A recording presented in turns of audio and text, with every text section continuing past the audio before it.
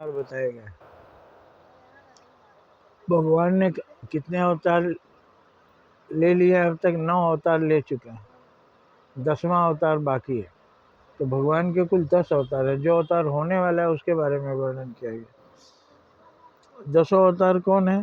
पहला है मत्स्य अवतार, दूसरा कूर्म अवतार, तीसरा वराह अवतार, चौथा नरसिंह अवतार, फिर वामन, फिर परशुराम, फिर राम, फिर कृष्ण, फिर भगवान बुद्ध, और अब होगा अगला अवतार कल्कि का, जो कलयुग में होगा। ये 10 अवतार हैं। तो हम सोचते हैं भगवान कभी सुअर बनकर भी पैदा हुए, भगवान मछली बनकर पैदा हो गए। तो सब मछलियों को भगवान बोले कि किसी खास मछली को? कछुआ बनकर भी भगवान आए, सुअर बनकर भी भगवान आए, नरसिंह बनकर भगवान आए। कैसा नरसिंह? आधा सिंह आधा आदमी, आधा सिंह आधा आदमी। ये हमारे शास्त्र में वर्णन है।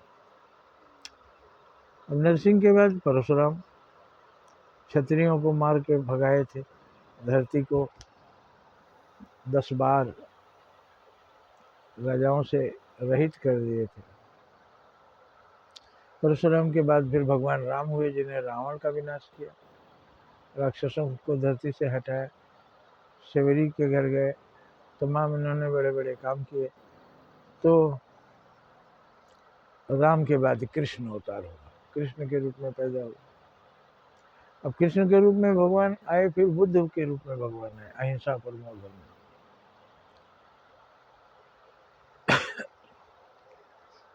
रटते जरूर हैं, कहते हैं, भक्ति के भी गीत गाते हैं, मगर समझ में नहीं आता कि भगवान ये 10 रूप में कैसे कैसे आए। मछली बनकर आए, एक मछली है समुद्र में, तो कौन वाला राम भगवान का अवतार है? तो कछुआ बनकर भी आ गया। कछुआ मछली को खाता है, शायद कछुआ मछली को खाता है कि नहीं, पता नहीं, खाता होगा। अब फिर ये पानी के 2 जीव हो गए, मछली और कछुआ। अब जमीन पर आके सुअर बन गए, शुकर अवतार, बड़ा अवतार। शुकर क्या करता है? कादो कीचड़ में रहता है, गंदा खा लेता है, वो भी भगवान, भगवान शुगर बनकर आए। उसके बारे में कथा है लंबी। तो हम ये सब चीज़ें सुनते हैं, अर्थ उसका समझने की कोशिश नहीं करते। और मुझे जो अर्थ आया, मैं तत्व ज्ञान से मैंने उसको जाना, मर्म ज्ञान से मैंने उसको जाना, अध्यात्म से मैंने उसको जाना, आत्म साक्षात्कार से मैंने उसको जाना। तो वो मैं अब सबको बता देना चाहता हूँ, क्योंकि आपको कुछ प्राप्त हो तो अपना उद्धार नहीं, सबके उद्धार के बारे में सोचना चाहिए।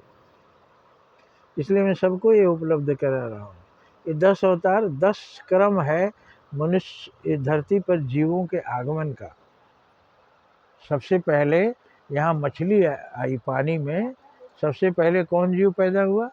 मछली। मछली का वर्ग है, उसमें अमीबा है, तरह तरह के मछली, छोटे छोटे।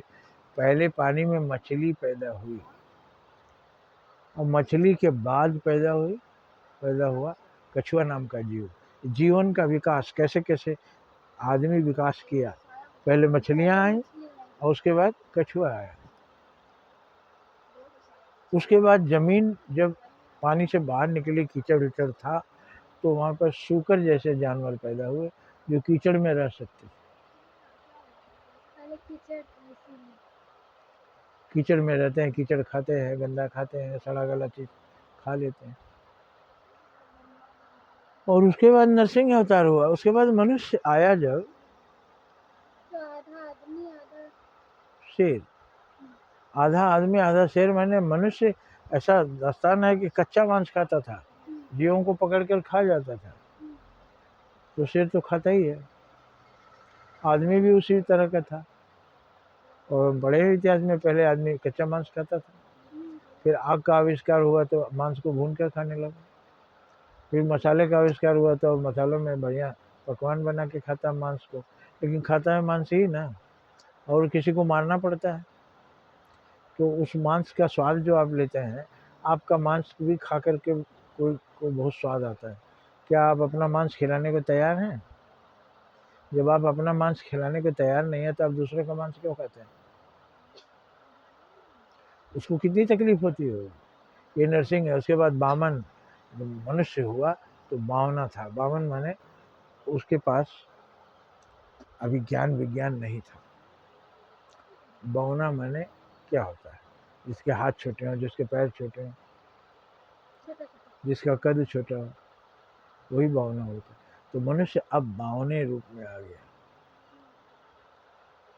और बावना रूप के बाद फिर वो और विकास किया तो राम रूप में आया, धनुषधारी हुआ और कुछ काम किया। उन्होंने युद्ध करके जीता, और फिर श्री कृष्ण भगवान कृष्ण अवतार हुआ, जो प्रेम की बंसी बजाए कि प्यार से दुनिया को जीतो, पशु पक्षियों को जीतो। वो बंसुरी बजाते थे तो गायें खुद चरती हुई गायें चल देती थी जहाँ बंसुरी सुनाई दे रहा है, और वो फिर आगे आगे बंसुरी बजाते हुए आते थे गोकुल में, और पीछे पीछे गायें आ जाती थी।